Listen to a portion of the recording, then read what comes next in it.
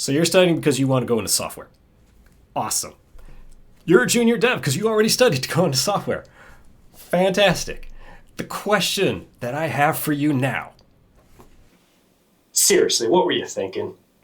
This field? Okay, don't get me wrong. It used to have a lot more glamour back in the day, and then things happened. But I'm actually still finding time to enjoy it in projects that still make it worthwhile to stay in this field.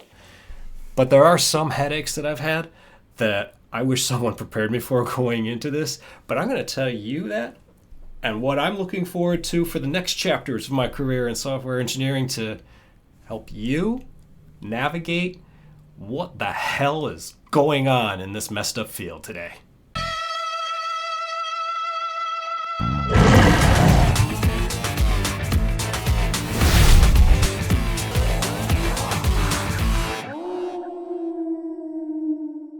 My software engineering career began by responding to a simple ad in a newspaper that said C++ programmers, call Lori. I had no idea that was going to take me down this crazy road.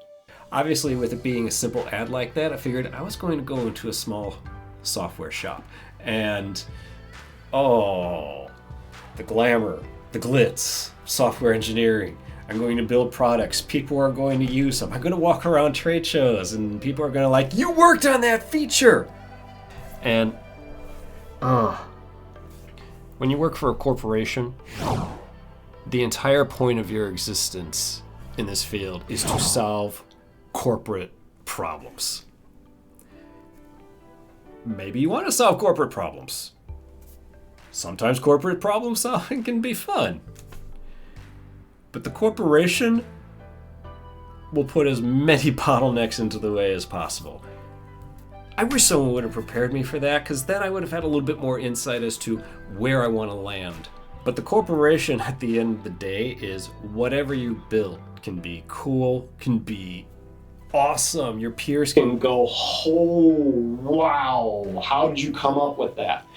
But at the end of the day, it has to make a profit. Now, if you're going to say to me, it's like, I don't have to worry about solving corporate problems. I'm going into game design and development. Yeah. There's corporate problems there. You will be solving corporate problems. Again, at the heart and soul of every corporate problem is, how do we make line go up? Solving those corporate problems to simply make line go up, that's boring. Whatever the project is you're working on. If there's parts of it that are fun, cool. Have fun with it. Enjoy it. If there are parts with it that you find mind-numbingly dull, pay attention to that. The field's so vast that if you find any part of it that just bores you to tears, it's not an area you should be focusing on. You can take all the parts you have fun with and find a way to turn just the fun into the career. What's the expression? Love what you do, and it's not work. And when you're working on these projects that have those boring days, what can you do? You can do what every other engineer I know does. It's like, you go home, you have your own rigs, and you prototype. And it's very hard to actually develop the way it used to be because the environment has changed. You used to be able to use corporate provided computers. Build your own stuff. In fact, building your own stuff, researching your own things, prototyping your own things. That was actually highly encouraged. If you're using Gmail, that was just someone who was like, I'm bored, I'm gonna write this. They worked at Google at the time. Google's like, we want that. More companies you would think would approach that. Unfortunately today, most companies have an IT department that likes to lock down all their hardware and have so many babysitting nanny software components monitoring everything that's going on the device from websites to keystrokes that make that impossible. Do I ever think the field is going to get back to the good old days? Yeah, in this weird roundabout kind of way. What has me excited is that we have to realize, and we're even seeing this in another area, for everywhere there is a culture there's a counterculture. And if you want an example of this like playing out today, Apple came along and said, we're going to do liquid glass in iOS. And at first you had a very loud group of people saying, I don't like this. It's hard to see. It hurts my eyes. And then when they backed off at it, you had another group of people who said, why are you backing off the glass? That looked beautiful. And Apple's sitting there looking at this, thinking, what the hell do you people want? But that's the perfect example. It's not getting mixed messages. It's you heard one group of people, and then when you change something, you heard the other group of people. And the sad reality is, I've seen management and corporate not understand it's two different groups of people speaking, and it's like, this is a phenomena that you are going to deal with throughout your entire career. Because, people, they like something, they will probably stay quiet, and if they don't like something, you will hear about it. And then it goes back to which group will make line go up. So how can you tell that a project you are going to be on is going to succeed or fail big time? You can actually look at how it's being developed. In today's environment, the ultimate design philosophy is bottom up. And if you're a full stack developer, you're listening to this going, duh. You gotta have the backends built first. That's the infrastructure. Anything that's going to be solid needs the infrastructure first. And I swear, honest to goodness, I still come across people who do not want to do bottom up. They want to do top down. That's never going to work. If you're making an interface, what are you interfacing to if you don't know what the next level of the architecture is? How are you supposed to create a cohesive user experience when there's so many unknowns? I saw a thing on LinkedIn that put it perfectly visually. First you prototype, and it looks like a frickin' disaster. Second, you optimize it. Make it run, make it fluent, speed it up, reduce everything you can, refactor those classes, and then finally comes the user experience and the polish up step. Because at that point, it's like building a house. You don't put the drywall up first until the structure's in. Problems are never going to go away. There are going to be so many problems, and so many of that isn't going to come from software. So if the problem ends up being your fault, here's what no one told me, and here's what I'm going to say from my experience to you. Awesome. The whole point, make mistakes. You're going to learn more from making those mistakes and learning from them than you will just, oh, I know what to do. Let me just go nose to the keyboard and code. Laugh at those mistakes. Because when you're in this field, the first line of defense for making a quality product is you. You might be saying, aren't there quality control people? There are. Are they going to be an asset? Quality control people have various range of talent. And at the end of the day, what quality control is supposed to do is take software that you've deemed to work and test it against edge cases. Really, really crazy edge cases. And they still don't get it always right. Because let's be real. In today's age, there are so many different vendors, there's so many different hardware devices to interface with, it's not going to be possible to catch them all. So you're the first line of defense. So if you make a mistake, this is your job to fix it. Don't worry about it. Laugh about it with your friends. We have so many reviews where we look at things and find bugs before we send it out, and it's like, okay, this is freaking hilarious. And if you can laugh at your mistakes, then yeah, you have the personality to make it in this field. But then there are those times where it's like, you just can't figure it out. And then the other thing that they are not going to tell you that you come from the experience is the solution is never, and I will emphasize, 0% of the time, is the solution to spend more time staring at a screen and figuring it out.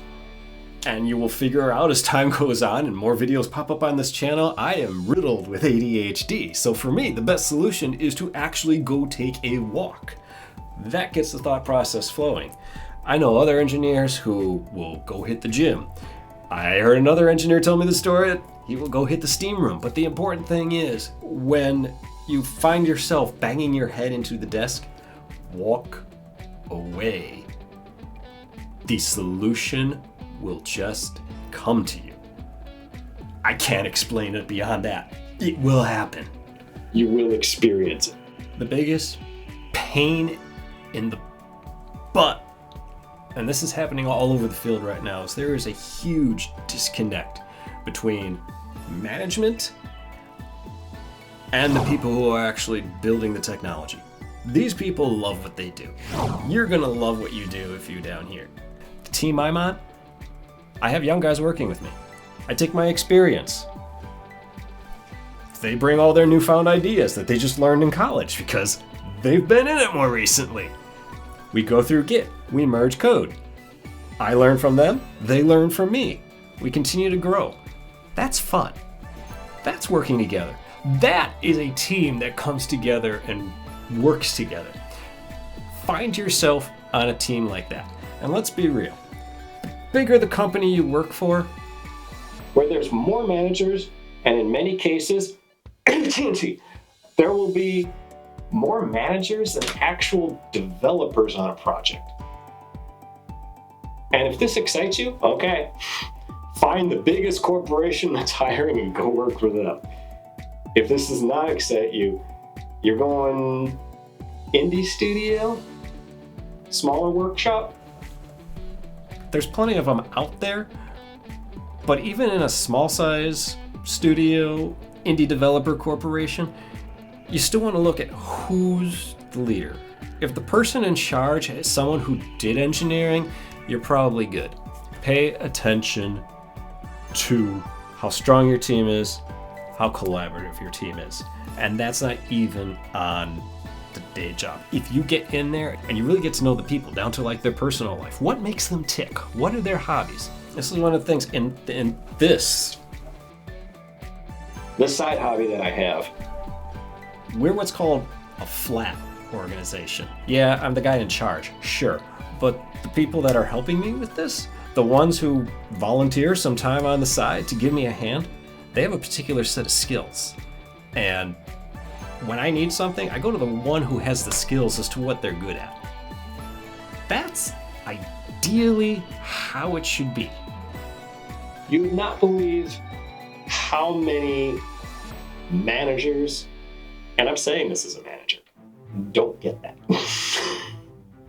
If someone has a skill, use that skill to make everything better. I have seen managers just go on that, and everyone suffers because the people who can actually do it the best and build the excitement for a particular area because they're skilled in that area don't get the chance to shine. That's not cool. So I guess the question that's left is, am I excited going forward? Yes. I'm still having fun. I'm still building cool stuff, and I am still meeting and working with really awesome people. And I still haven't stopped learning. Making sure code does not erode, making sure we refactor as new standards come out and new tech comes out, making sure we keep the encapsulation so we don't break things when we tweak one little component. This is fun to me. I enjoy doing this stuff. It's giant puzzles that need to be solved, and to actually see the puzzle come together and complete the picture, that's exciting. And thank goodness I studied the distributed system model, because where we are looking going forward is to preserve this model, where as much as possible of your own creations, your own data that you produce. Excel spreadsheets, fine. You love accounting, awesome. But if you're a content creator If you're a musician, if you're an artist and you want your works protected and not trained on AI where copyrights apparently are just out the window now, you're going to want to keep this stuff locally and off the cloud. And that's still the model we're going to keep. I was reading LinkedIn after CES and someone actually posted that they ran into a person who was so excited about their MacBook Pro and how they can run a 70 billion parameter LLM right there on their own MacBook Pro. Of course. Awesome. But the reason that this person put the post is because someone actually wants to use an LLM as a tool on their local device. Ever since the days of thin clients, okay, even in web servers, your basic web page, when you hit it, what does the server do? Sends you the HTML, sends you the CSS as to how to format this HTML. It's all text, happens very fast. All the rendering and stuff happens locally on the device with the web browser. This is a model that works.